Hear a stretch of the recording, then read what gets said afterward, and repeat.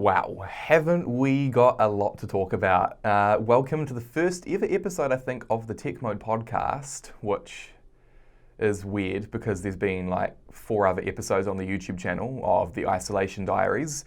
But that wasn't a long form podcast like the TechMode podcast is supposed to be. But because, we've now got WWDC, the Worldwide Developers Conference, that just happened. At Apple, we had iOS 14, macOS Big Sur, which it's such a weird name.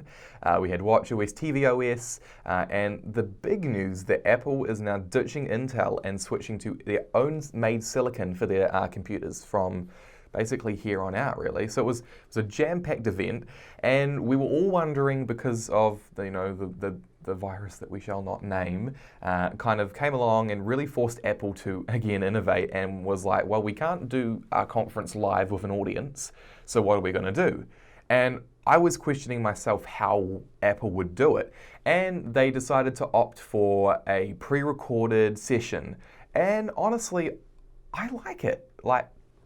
It's different, but it's a good different. And I think a lot of people are saying Apple should do this more often. You don't have the cringy clapping and the random guy that woos and whoops at something. One thing I will say that was wasn't cringy, but it was interesting. Have a look. You can see here we've got the transitions. The transitions were really well done. I would say drone work, but I feel like they were also kind of simulated a bit. That was just one of the many incredibly very thorough transitions, but it was good. It didn't it's an hour and 51 minutes, but it didn't really feel like it was an hour and 51 minutes because of the fact that it was cut up. There was different environments. You watch a normal keynote and it's just the stage, it's just them, and really you don't get a lot of variation. It's just them walking up and down the little stage. So this was a change. This was, we had Kevin in the gym for watchOS, we had Craig downstairs for the iOS, and we had him upstairs for iPad, and then we had them in another different area for the privacy and macOS. So it really switched it up, which was quite nice. So I think how I would do it is I would do these conferences, the WWDC, I would honestly do them pre-recorded, because I think having a software event pre-recorded so you can put a bit more production value into it and have this kind of stuff here. I mean, there's an incredibly awkward dance sequence, which I was going to touch on a little bit later, but I kind of thought, why not just show you the incredibly awkward dance sequence. So I'm trying to find it here. It was interesting. Here we go. I can't play the music because it'll get striked, but just this was right here.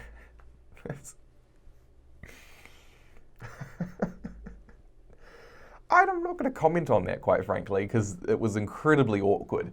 That whole segment there was awkward. But I was wondering how the theme of the virus that we shall not name, how that was going to affect Apple's line of products. If it's going to have an influence on them and their software. And it did, because we got a new feature in watchOS, which is a hand washing feature. And it's not really like any other hand washing feature like we've seen on the Galaxy Watch.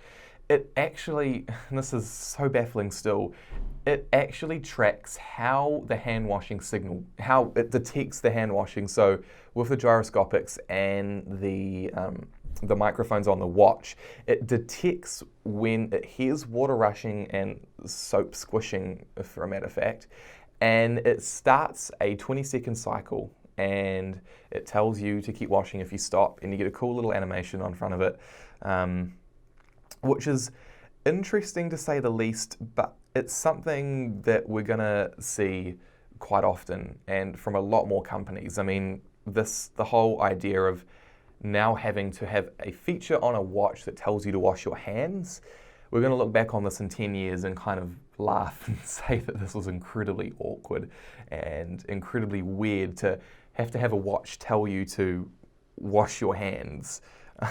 It's weird. So you can see it's got the 14-second bubbles. It's very awkward. I mean, just look at it. It's weird. So that was one thing that happened there. But I thought we'd pull it back a bit and we'd kind of go in order, and we'd start with iOS. Now, I even said on my Twitter at TechMode Podcast, and a lot of other people were saying there was a lot of leaks going around that, I'm just going to put my arm here because I'm shaking the table a bit, but we heard from a lot of people that iOS was going to be called iPhone OS, which I agreed with. It made sense because we've got iPadOS, the Switch last year, we've now got macOS, so it just made sense to make the streamline of software to match the product. So it was a surprise when I saw that they didn't announce it as iPhone OS and still iOS, but I guess that's good. iOS is probably one of their biggest software platforms, and changing a name might be too jarring for a lot of people who don't keep up with the behind the scenes. So iOS 14 was a big one. I mean, I have the beta currently on my phone, and I would say you get bored of it after about a day of playing with it. I mean, it's great. I mean, we've got we'll just go in order here, kind of. So they've said they've changed the whole experience of it, and I do agree. It has changed the experience. We've got the widgets now, which I get slightly over people saying stolen from Android. Here's my view on that. So you take Android and you look at how they do their stuff. It's different. It's completely different to how Apple does things. And you can look and say, sure, you know, Android has done widgets for years and years. But there's something about how Apple takes something and then they use that and they actually make it better. I will say by far, currently, that I like the iOS widgets more than I like the Android widgets. And we haven't got third-party widgets yet, although that will most likely be coming when we've got the APKs and developers being able to make third-party widgets. So there's a lot of potential there, but I just like how Apple does it. I mean, there's something about I don't know what it is, the design of it, the bubble kind of rounded edges, it makes it look nice. And quite frankly, I think Apple did it slightly better. And sure, Android did it years before, but it doesn't matter because face recognition has been on Android for centuries, but it's never been as good as Apple's Face ID. Apple can take something and they can make it leaps and bounds better, but you might not get it 10 years before, you know. So I think it's quite good that Apple has done the widgets. We finally got a major home screen redesign. It's not really a redesign because the icons and stuff are still the same. But nonetheless, I mean, I love the widgets. I think the widgets are fantastic. And you do get bored of them, but it's a new way of being able to use your phone. It's really emphasizing on having more in-depth information and still being able to basically get the information that you need. And you can see down there a bit that the most revolutionary feature of all that took them only a few years to do is the call sequence. So now instead of the phone hijacking, we get I can't believe that this is what it's come to. We're hyping up a feature when you get a little banner at the top for a phone call and you don't get the whole phone screen taken up. I've got to applaud to Apple there. They did it. They finally did it. It took them long enough to do it. It's a bit buggy at the moment, but it's fantastic. You can use the phone at your will, and now you can dismiss phone calls if you don't want to answer it. It's damn revolutionary, and it's almost like, you know, they're the first company to do it, but they aren't. We've also got the app library, which is the app drawer, basically just iOS version. And again, I don't know what it is, but I feel like Apple has done it better. So they haven't just basically well, I don't know, for lack of better words, just dumped the apps onto the app drawer. They've categorized it in folders, and you get suggestions based on how much you use that app. And I just think it's a much better way of approaching having a library of apps. So you can see the most used apps are big at the front, and you get the small ones kind of down the corner, and the animations are really nice as you open them up. I think it's a much better approach to it, and it's pretty easily accessible. You just go to the end of your pages on your phone, and it's there. And that's another thing that they did as well. You can't see it on here; they don't really show it, but you have the ability now to hide pages on your phone. So if you don't like a page that's on your phone that's full of apps, you can hide it, and you don't have to scroll through to see it, which is great. I just think it's interesting that Apple does this all now. I think I don't even think it comes down to the fact that it takes them years to really make it finalize it and make it good. I don't think it takes that. I do think that it solely just comes down to the fact that Apple likes to wait. Apple likes their customers to complain because in a way complaining makes headlines, if anything. I mean, and then remember when Apple and iOS 13 redesigned the volume HUD and everyone went berserk. That's probably something that Apple wants. Apple wants people to go berserk because, quite frankly, going berserk gets news headlines. You don't see Android a lot in the news headlines for new innovations. So Apple does that well. So that, I mean, I'm not Tim Cook here. I don't know his marketing strategies, but I do believe that's partly a reason as to why they do that. We've also got picture-in-picture, which did again take them long enough, which is great. So you can now you can't watch YouTube natively in the app. You do have to go to the web browser version, but you can watch Netflix, apparently. I haven't tried it myself yet, but you can get Netflix in picture-in-picture, which is great. And one thing as well that I did tweet out on my Twitter, that I did notice there's a few little higgledy-piggledy things that Apple didn't tell you, but just going on my Twitter here, there is a new indicator that tells you up the top here. If we zoom in here, you can see up the top there on the control center, there's now depending on what you're using, so there's an orange little dot above the Wi-Fi reception signal that tells you if you're using if an app using your microphone or if something's using your camera, and you can go into the control center and it will tell you more about what that app is and what it's using. So that's an interesting way of tackling that. Apple did say that they're tackling privacy a lot more.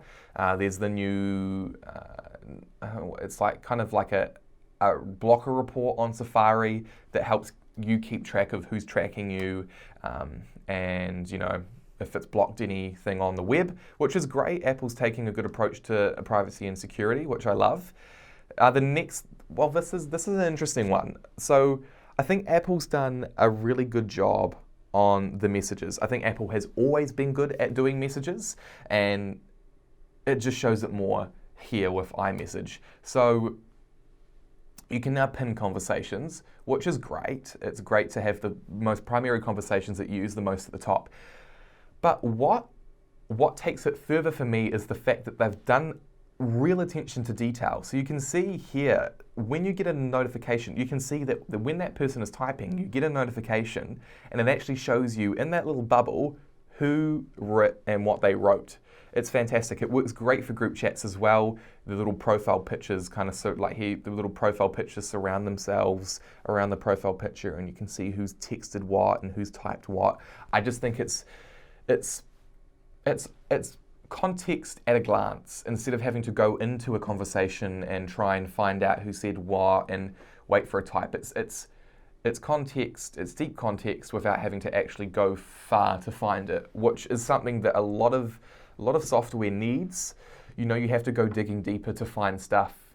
Where here it's at the front of the screen. You can see it all. You don't have to go digging deep, which is great. And they've also done more to the group chat, which do people really use the group chat feature in iMessage? I don't. I mean, I literally just created a random group chat just for the sake of seeing the new features. But I mean, no one really uses the group chat feature. But nonetheless, you can now do inline replies. You can mention people. It's basically just Messenger for Apple, really. But I've always loved the Apple ecosystem. I've always loved Apple's iMessage, but that limitation is you have to have an iPhone to have a group chat, and it goes back to that old culture of you've got the green bubbles, you don't have an iPhone. What are you, like, poor? It sucks that you have to have that, and that's why. Well, they did say 2 times that people have been using the group chat feature on iMessage 2 times more since. I don't know what they base that on, since lockdown, since COVID. So, I mean, people are obviously using it. There's a more need for it. But I just feel like for my friend basis and my contact basis, a lot of those people that I know don't have iPhones. So it really just defeats the purpose of not having an iPhone and doing a group chat. It's weird. It's incredibly weird. So I would say the group chat feature's great. You can get new emojis and stickers. Again, how COVID affects a lot of the stuff that Apple does now. We've got face masks as an ability to have on your emoji. And I mean, an emoji, I guess, is good. I don't really know. I don't really use it that much. Maps, there's a lot of the stuff here that's good. But I don't know. I really don't know. There's a noticeable jump cut there. Don't care about that. It's not live, thank God. I'm in a temporary studio where people are coming through and back, so ignore it. But, I mean, we could go over iOS 14 for quite a while. I'm literally just like an Apple spokesperson here that is just saying, new in iOS 14, the new Maps feature. But I don't want to sound like that. I get that you want to know, but like, you can go on the Apple website and have a look. So, I mean, that's solely a lot of the iOS feature stuff in a nutshell. In a nutshell. I will say in a nutshell. I won't say much else, but yes, in a nutshell, that is a lot of the stuff. So there's other stuff as well. We've got the voice memo. There's an ability to now enhance the voice, which is fantastic. I think that's great. I think I think voice memos, I don't know. I feel like voice memos is good in itself. A lot of people use it professionally even, and it's great now that you can cancel out noise, put effects on and stuff like that. I think that's great that you can do that. I mean, there's a lot of other stuff in here. The beautiful animations, the new weather, you can get hourly forecasts. This was being predicted before because Apple bought Dark Sky, I think it was, which was a very interesting weather app that kind of took the news and took the weather and put a twist on it, and it was very in-depth and very contextual and had a lot of information in it. So Apple's obviously bought that and they've put that into their software so they can have an ability to tell the weather a bit better. But I think the weather app's great on itself. So I think we're done with iOS 14. It's great, it's a good app, it's a good update. It gets the thumb of approval from me. These are two things I will say about this. So people have been digging and finding hidden features in iOS that Apple didn't mention, and one of them is back tap. So I can try and find it here for you, but basically iOS lets you tap the back of your phone and it gives you the ability to do different shortcuts. So double tap the back of your phone, you can take a screenshot. Double tap the back of your phone, you can lock it. Triple tap, you can God knows what. You can basically do anything. Here's it in theory here. So you've got the phone, you back tap it, it takes a screenshot. Fantastic. Revolutionary in my eyes, quite frankly. But you back tap it, that is a good one. So I give that to them. You triple tap the back of your phone and it can launch the Google Assistant. So if you don't like Siri, who has got an all-new design, she's again like the phone call UI. She has a little circle at the bottom and she basically just gives you information at the top. However, you can't keep scrolling and looking at your information. So it might as well be like she's the full entire screen because you can't do things while she's in the background. But you do have that screen real estate to kind of refer to when you're talking to her. So the back tap feature is interesting. I mean, I'm looking at it now and going, that's actually pretty damn cool. You can add notes. It literally just taps on the back. But I did turn this off and I did tweet about it and I caused a bit of an uproar on my Twitter. Ben Geskin, sorry if I butchered the name, but he basically asked, what would you not want to, what do you want to see different in the next iOS? And I said the removal of the back tap feature. But it's true, I think a lot of people are having that problem now as well. You put the phone down and it automatically takes a screenshot. I mean, my phone is literally full of so many screenshots because I just put the phone down and it takes a screenshot. So I see a purpose for it, but I also don't see a purpose for it. I just think it's a bit of a gimmick, which a lot of things that Apple does is.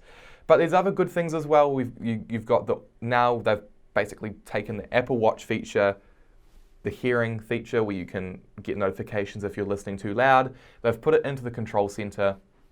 So when you've got headphones on, it can tell you when something's too loud, if it's damaging your hearing for prolonged sessions. And going on to the sound thing, there's also a feature which is meant for hard of hearing people, but I think it's just fun to mess around with. It's a feature that tells you when there is a sound happening. So basically, it'll alert you if it hears stuff like a doorbell or a fire alarm. So there's this here. I don't know what he's playing here, but basically you can do fire alarm, smoke, baby crying, water running, water running. But yes, you can get water running, cats meowing, doorbells, trying to think of other stuff as well.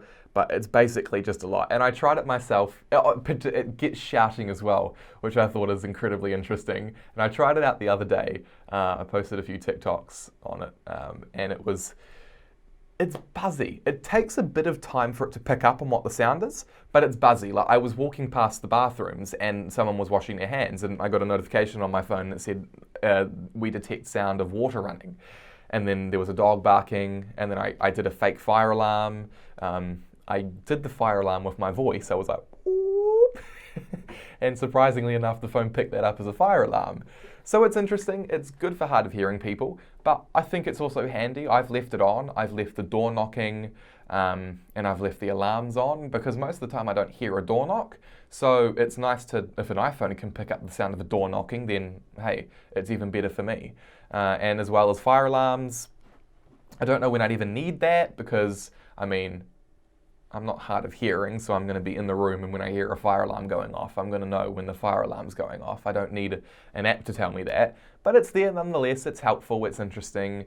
It's just another thing that Apple has decided to put in, but it's good. It's good. Don't get me wrong, it's good. It's good for accessibility, and Apple's big on accessibility and making, just disability, disadvantaged people still able to use their phones, like the whole voice control thing. It's great. I won't bash it, but I just think it's interesting. So a lot of other stuff happened as well. We have the macOS Big Sur. Yes, sir. I refuse to call it Big Sur. I do. I simply just refuse to call it Big Sur. It's weird. It's just incredibly weird. But they've decided to do a redesign. And much to a lot of people's hatred, they don't like it. So I'm going to do my take on it real quick. So let's find it real quick on here. So you can see here that it's interesting.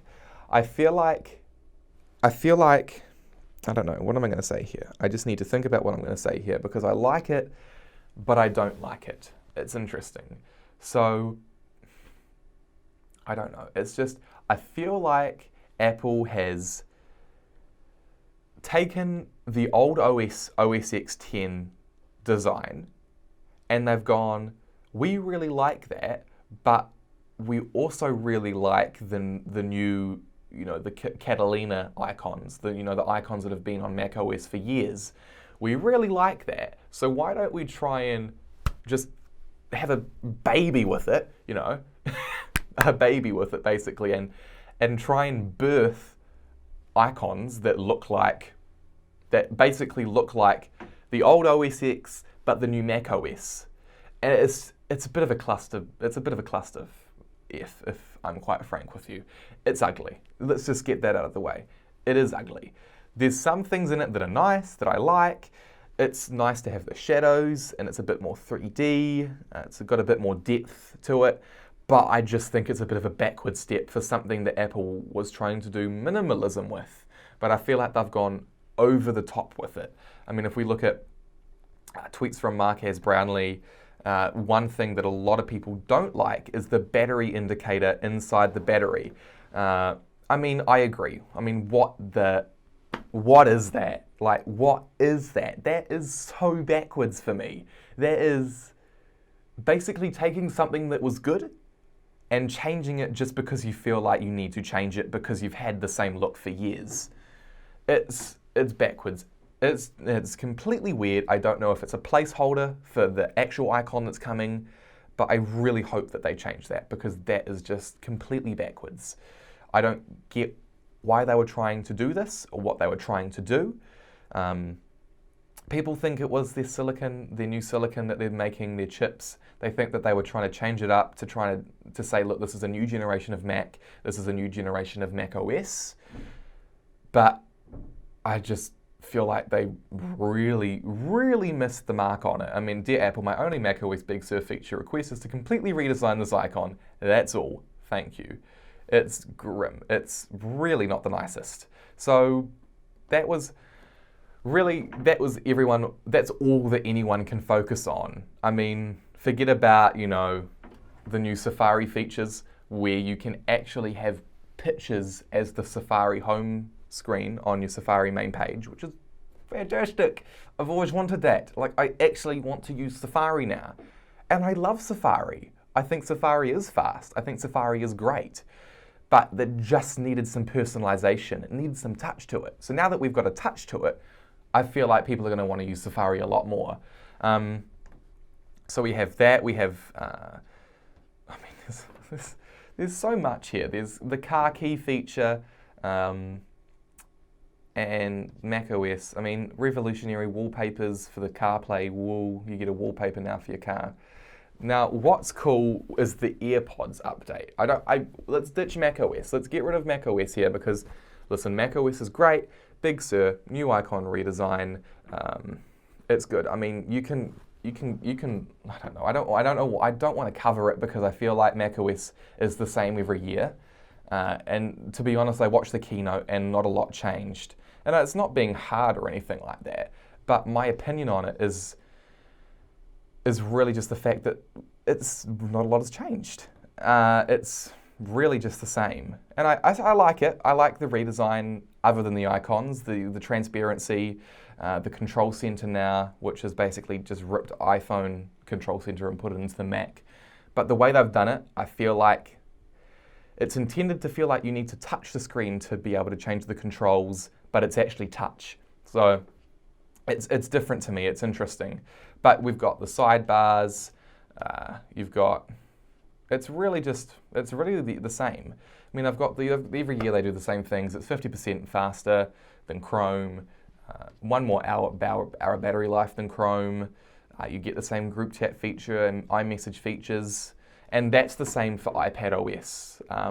I'll touch on iPadOS a little bit later because there is one good thing with iPadOS that I love, that I think is great, and I think that really sets iPad out from a lot of other companies, and it really helps push Apple's vision that the iPad is now becoming a replacement for the computer. And I do really believe that it is becoming the next computer. I can't get my words out really. This is so awkward. This is the first episode. This isn't my own studio.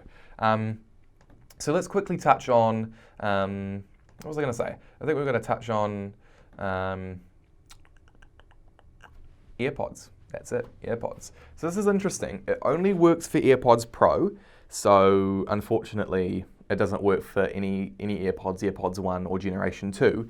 But it's spatial awareness. So it's taking the theatre sound that you get, you get the 3D spatial audio from theatres, and it's putting that into your AirPods, which is great nonetheless. But what they go an extra step further, that the gyroscopes can track where the movement of your head is, so it can kind of keep the sound level, so it doesn't sound like it's kind of generated and fake, kind of. So it moves with the device as well. So when you move around, it knows where you're moving, and when you've put that device down, it's buzzy. No one's been able to test it yet because I don't think Apple have allowed it yet.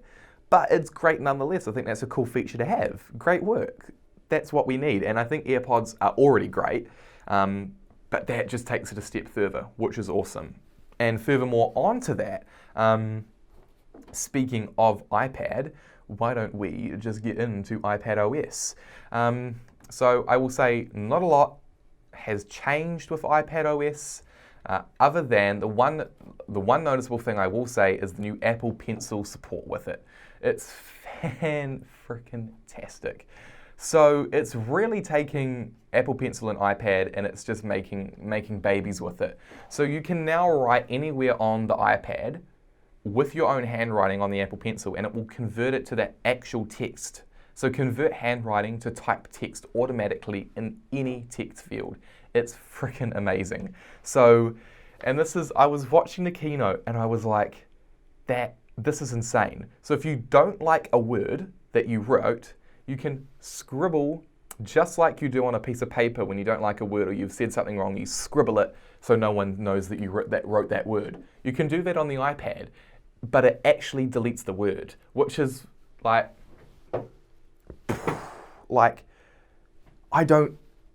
it's mind baffling because it's so damn cool, but like, who's gonna use it?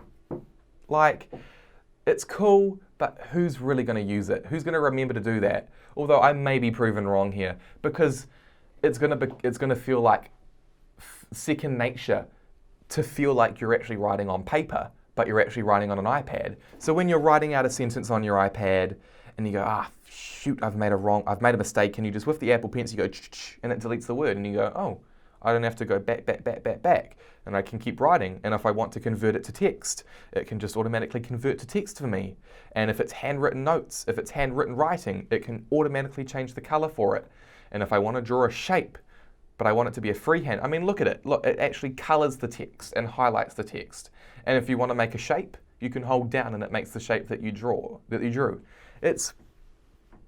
It's great. Like, okay, I changed my opinion and point of view on it. It's fantastic. It is damn good.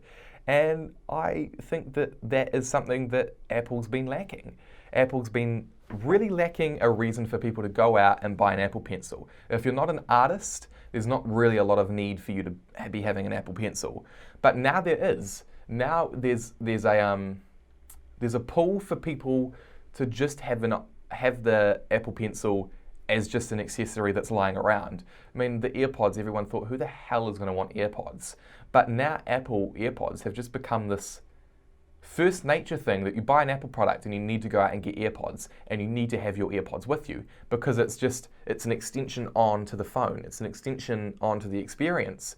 And now the Apple Pencil is exactly that. It's an extension onto the iPad experience. So now you feel like you need an Apple Pencil to really get the full, like, I don't know what I'm saying. I'm like, just, you need an Apple Pencil to really get the fullest out of iPad. So if you don't have an Apple Pencil, you feel like you're missing out. Just like, if you don't have AirPods, you feel like you're missing out on something. And now even so with the spatial audio, like if you don't have that Apple thing, you don't feel like you're actually using Apple. And that is great for iPadOS.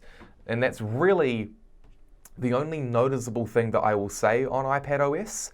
A lot of other stuff, it's cross-platform basically. So whatever iPadOS gets, iOS is going to get too, basically. And whatever iOS gets, iPadOS is going to get as well. So you've got the same thing, the emojis, the group chat features, and because you've got a bigger screen on the iPad now, you can get sidebars, which furthermore kind of pushes Apple's need to sell the iPad as a computer.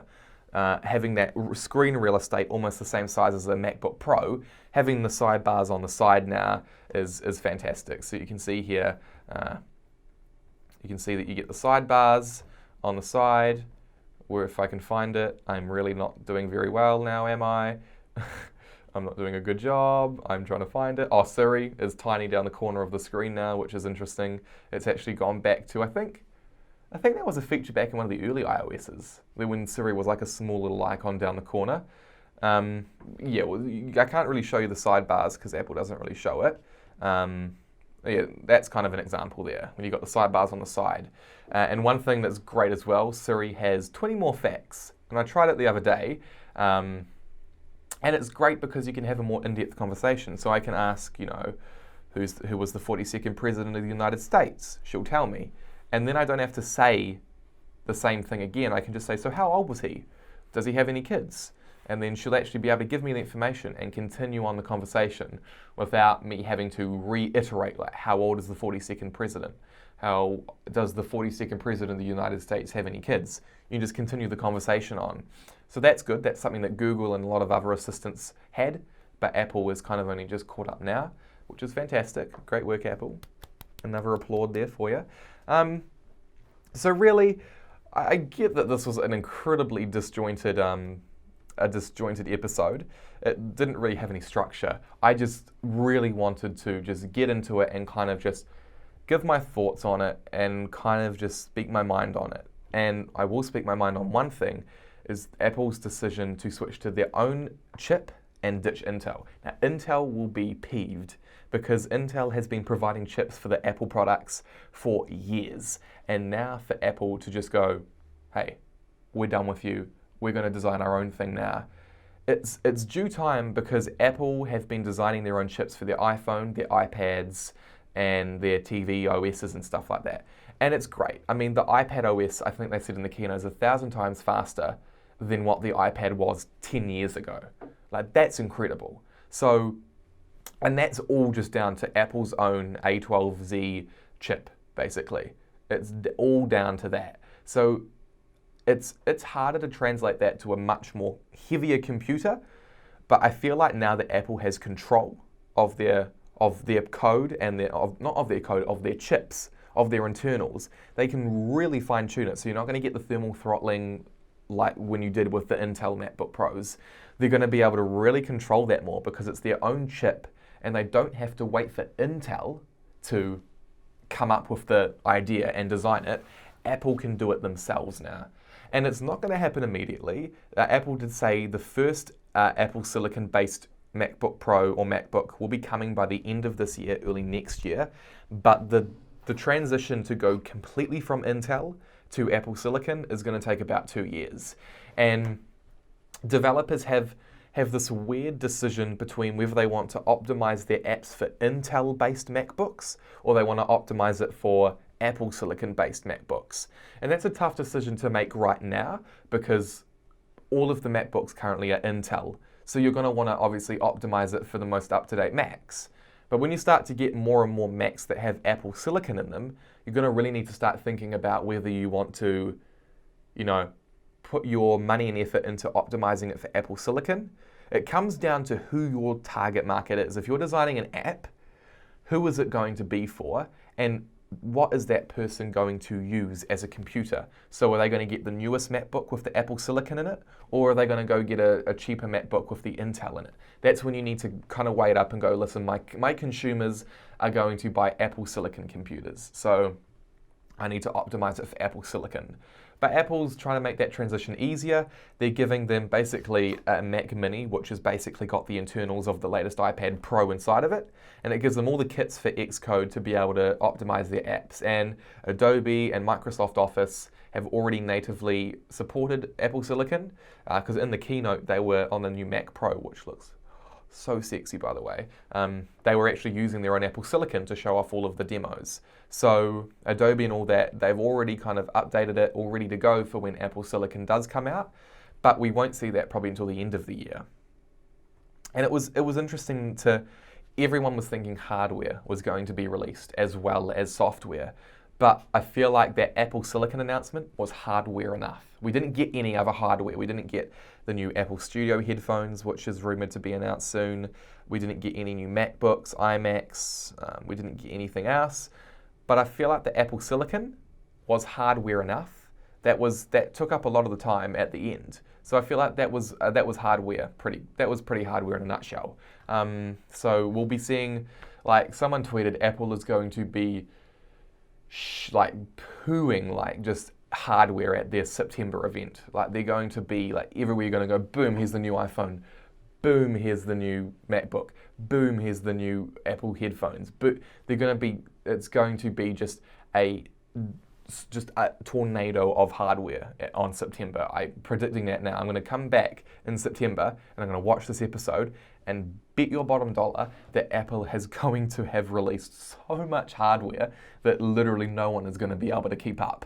I'm predicting that. I will not put any money on that because I am incredibly broke, but I'm going to put that in the back of my mind and keep that in everyone's back of their minds as well. Apple is going to release so much hardware in September that no one is going to know what to do with it.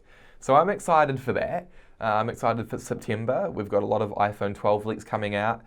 Pretty much the iPhone 12, about this time of year, iPhone is always usually fully leaked. And I feel like we've kind of gotten to that point where where the iPhone 12 has been completely leaked. We know what's going to happen. We know we're going to go to the September event and we're going to be, boom, there's the new iPhone 12. Cool, no one cares. But nonetheless, it's cool. It's cool to see that Apple is still innovating, and it's interesting again to see how this whole pandemic is affecting Apple's innovation, Apple's software. It's super, super interesting to see, and I think it's going to be like this for a few more years. And then, like I said, we're going to look back in 10 years' time and we're going to laugh and we're going to go, remember the time when our Apple Watch told us to keep washing our hands because we really need to keep washing our hands? Like, it's going to be an interesting time. So basically, that's really all I have to talk about.